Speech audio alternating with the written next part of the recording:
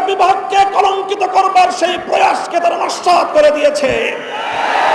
এই সঙ্গে বলতে চাই, যদি এই গণ অভ্যুত্থানের উদ্দেশ্যকে ব্যর্থ করবার জন্য পাল্টা কোন প্রতিবিপ্লবের চেষ্টা চালানো হয়, ছাত্র জনতার সঙ্গে কাঁধে কাঁধ মিলিয়ে হেফাজতে ইসলামের সকল নেতা কর্মীরা রাজপথে প্রহরা বসাতে হবে।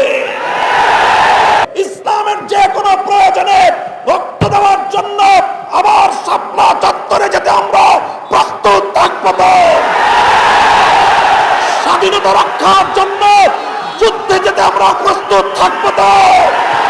যে কোনো অপশক্তিকে বুকের রক্ত দিয়ে রুখে দেওয়ার জন্য প্রস্তুত থাকবে। তো আমি অন্তর্বর্তীকালীন সরকারকে উদাত্ত আহ্বান জানাবো, রাজনৈতিক দলগুলোর সঙ্গে সমন্বয় করে প্রয়োজনীয় রাষ্ট্র সংস্কারের কাজ সেরেই জাতীয় নির্বাচনের অঙ্গীকার জাতির সামনে আপনারা ব্যক্ত করবেন এবং সেই অঙ্গীকার পালনে আপনারা দায়িত্বপূর্ণ ভূমিকা পালন করে চলবেন। যাদের রেমিটেন্স যুদ্ধে ফ্যাসিবাদী সরকারের অর্থনীতির ভিত ধসে পড়েছিল, সুতরাং আবার তাদেরকে আমি আহ্বান জানাতে চাই, বাংলাদেশের প্রবাসীরা যারা যেখানে আছেন, আপনারা রেমিটেন্স পাঠিয়ে আমার দেশের নতুন সরকারকে সহযোগিতা করুন। দেশের অর্থনীতি পুনর্গঠনে আপনারা ভূমিকা পালন করবেন।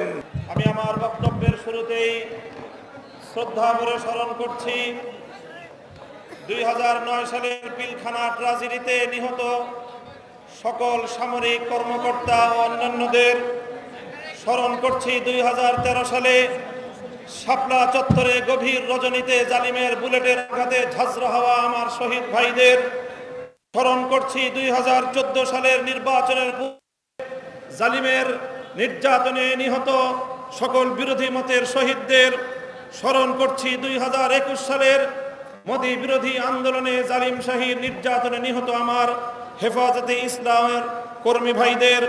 স্মরণ করছি 2024 সালের কোটা বিরোধী ও বৈষম্য কোটা সংস্কার ও বৈষম্য বিরোধী ছাত্র গণ আন্দোলনের শাহাদাতপ্রাপ্ত 5 শতাধিক আমার সেই তরুণ ছাত্র জনতা সহ সকল শহীদদের।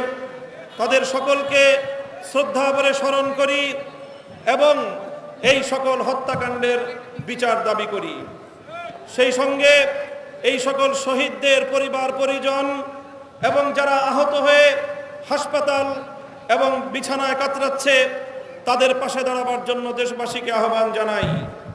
সেই সঙ্গে আমি এই সকল হত্যাকাণ্ডের সঙ্গে জড়িত বিগত ফ্যাসিবাদী জালিম সরকার এবং এই হত্যাকাণ্ডের সঙ্গে সরাসরি জড়িত প্রশাসনের সকল ব্যক্তিদের, দায়ীদের বিচার করে তাদেরকে যথোপযুক্ত শাস্তির ব্যবস্থা নিশ্চিত করার।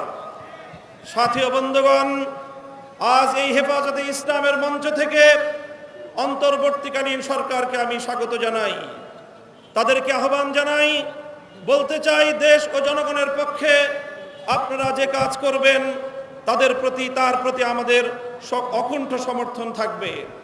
আমরা আশা করব দেশ, জাতীয় ইসলাম বিরোধী কোনো কাজে আপনারা পদক্ষেপ নেবেন না, আপনাদের দ্বারা সেই ধরনের কোনো কাজ হবে না। আমরা দেশবাসীর নিরাপত্তার প্রতি দৃষ্টি আকর্ষণ করতে চাই। সংখ্যালঘু, ইন্ডাস্ট্রিয়াল এরিয়া, বিভিন্ন মার্কেট সহ ব্যবসা বাণিজ্যের স্থান, আবাসিক এলাকা, মহাসড়কগুলোতে আমাদের হেফাজতে ইসলামের নেতাকর্মী, আলেম সমাজে দেশবাসীকে ভলেন্টিয়ারের অপ্রয়োজনে এটিকে গণমাধ্যমের সামনে অযাচিতভাবে উপস্থাপন করে দেশের ভাবমূর্তি ক্ষুণ্ণ না করার জন্য সংশ্লিষ্ট সকলের প্রতি আমি উদাত্ত আহ্বান জানাই। সেই সঙ্গে আমি আজ এই মঞ্চ থেকে স্মরণ করছি বাংলাদেশের লক্ষ কোটি প্রবাসী রেমিটেন্স যোদ্ধাদেরকে, যারা বাংলাদেশের অর্থনীতির মেরুদণ্ডকে সোজা রেখেছে, যাদের রেমিটেন্স যুদ্ধে ফ্যাসিবাদী সরকারের অর্থনীতির ভিত ধসে পড়েছিল। সুতরাং আবার তাদেরকে আমি আহ্বান জানাতে চাই, বাংলাদেশের প্রবাসীরা যারা যেখানে আছেন, আপনারা রেমিটেন্স পাঠিয়ে আমার দেশের নতুন সরকারকে সহযোগিতা করুন। দেশের অর্থনীতি পুনর্গঠনে আপনারা ভূমিকা পালন করবেন। সেই সঙ্গে আমি অন্তর্বর্তীকালীন সরকারকে উদাত্ত আহ্বান জানাতে চাই, রেজিম সরকারের বিরুদ্ধে বাংলাদেশের ছাত্র জনতার পাশাপাশি গোটা বিশ্ব জুড়ে আমাদের প্রবাসী ভাইয়েরা তারা রাজপথে নেমে এসেছিল। আন্দোলন সংগ্রাম করতে গিয়ে স্থানীয় রাষ্ট্রের আইন শৃঙ্খলা পরিপন্থী কাজ হয়ে যাওয়ায় তারা অনেকেই বন্দি জীবন যাপন করছে। কূটনৈতিক যোগাযোগের মাধ্যমে অতি দ্রুত তাদের সকলের পাশে দাঁড়িয়ে আমার সেই সকল প্রবাসী ভাইদেরকে মুক্ত করার ব্যবস্থা গ্রহণ করবেন। বৈষম্য বিরোধী আন্দোলনের প্রধান বৈশিষ্ট্য ছিল অভূতপূর্ব ঐক্য। এখানে স্কুল, কলেজ, ভার্সিটি থেকে আমার মাদ্রাসার ছাত্ররা পর্যন্ত যেভাবে টেকনাফ থেকে তেতুলিয়ায় হাতে হাত রেখে এক অভূতপূর্ব ঐক্যের মেলবন্ধন তৈরি করেছিল, পরাজিত শক্তি ঢুকে পড়ে আজকে মাদ্রাসা এবং জেনারেল শিক্ষার্থীদের মধ্যে ফাটল সৃষ্টি করবার অপচেষ্টা চালাচ্ছে। হেফাজতে ইসলামের পক্ষ থেকে সকল ছাত্র জনতার প্রতি আমি উদাত্ত আহ্বান জানাতে চাই, কোন ষড়যন্ত্রের মধ্যে আমরা পা দেব না, কোন ষড়যন্ত্র কানে তুলব না। আমাদের এই ঐক্যকে অটুট রাখতে হবে। আমাদের মঞ্জিল এখনো বহুদূর। আমাদের এই অর্জিত বিজয়কে মঞ্জিলে মাকসাদে পৌঁছে আরো বহু পথ চলতে হবে।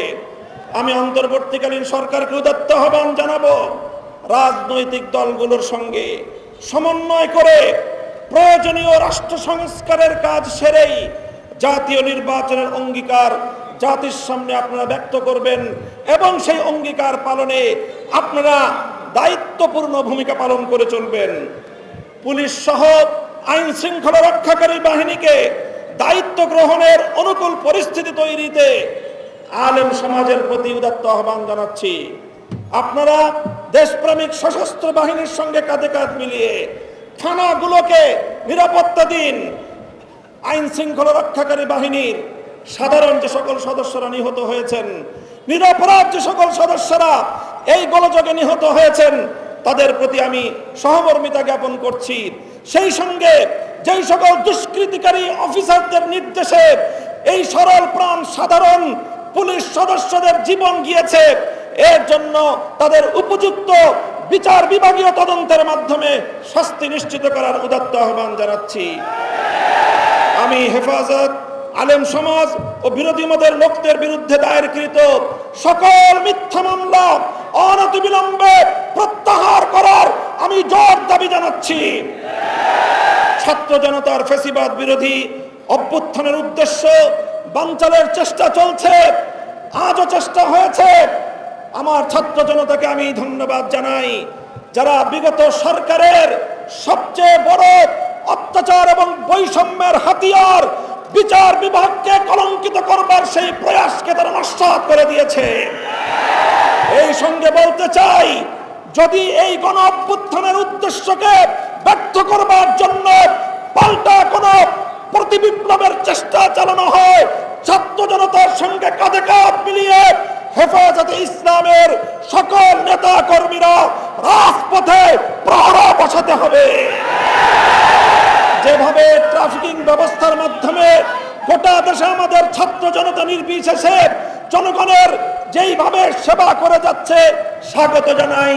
অনতিবিলম্বে ট্রাফিক পুলিশদেরকে দায়িত্বে নিয়োজিত করবার জন্য সরকার এবং প্রশাসনকে যথোপযুক্ত দায়িত্ব ভূমিকা পালন করার উদাত্ত আহ্বান জানাই। সংগ্রামী সাথী ও বন্ধুগণ, হেফাজতে ইসলাম ছিল, হেফাজতে ইসলাম আছে। আগামী দিনের জাতির যে কোনো ক্রান্তিকালে ইসলামের যে কোনো প্রয়োজনে রক্ত দেওয়ার জন্য আবার শাপলা চত্বরে যেতে আমরা প্রস্তুত থাকব। স্বাধীনতা রক্ষার জন্য যুদ্ধে যেতে আমরা প্রস্তুত থাকব।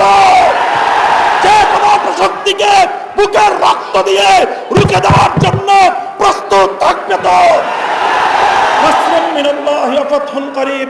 আসসালামু আলাইকুম ওয়া রাহমাতুল্লাহ।